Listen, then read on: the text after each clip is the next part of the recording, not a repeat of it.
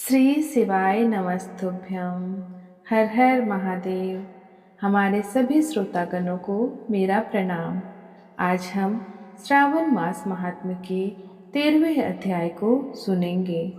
श्रावण मास महात्म्य के 13वें अध्याय में दुर्वा गणपति व्रत विधान का वर्णन किया गया है।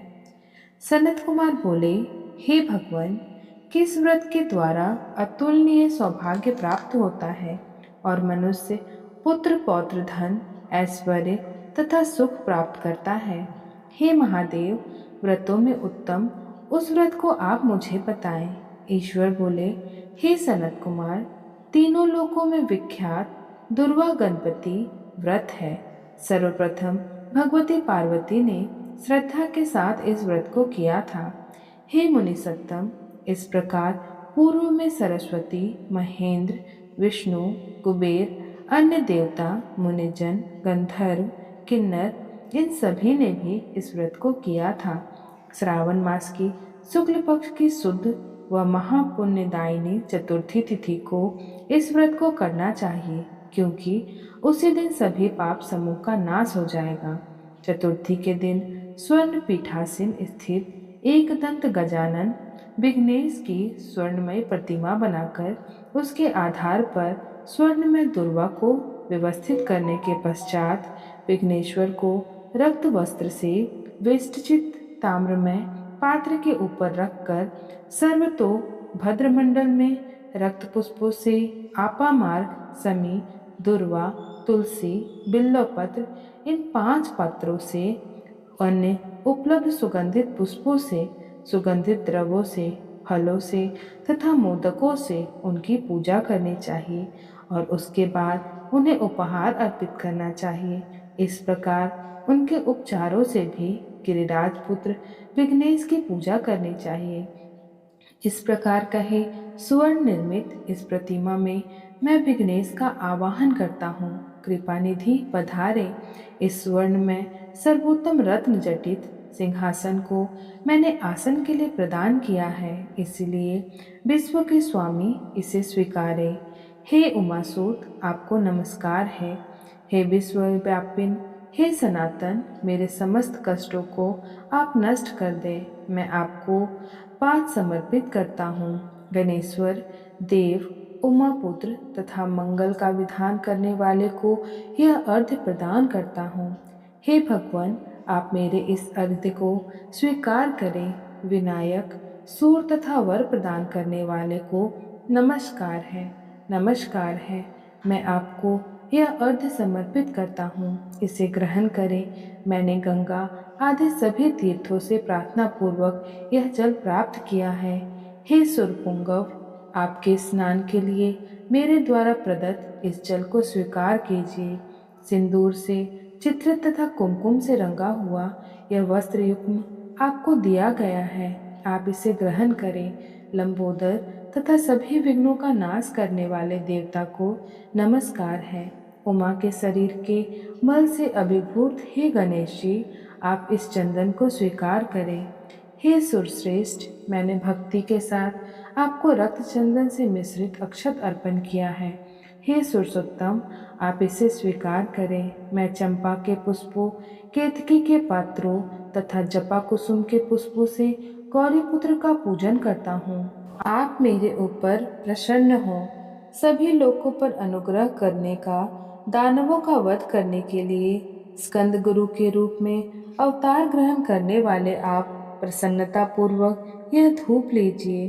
परम ज्योति प्रकाशित करने वाले तथा सभी सिद्धियों को देने वाले आप महादेव पुत्र को मैं दीप अर्पण करता हूँ, आपको नमस्कार है।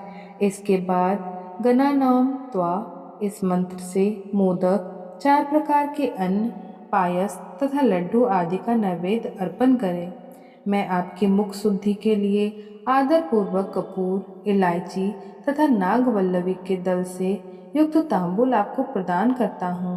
हिरण्यगर्भ की गर्भ से स्थित अग्नि के सुवर्ण बीज को मैं दक्षिणा रूप में आपको प्रदान करता हूँ, अतः आप मुझे शांति प्रदान कीजिए।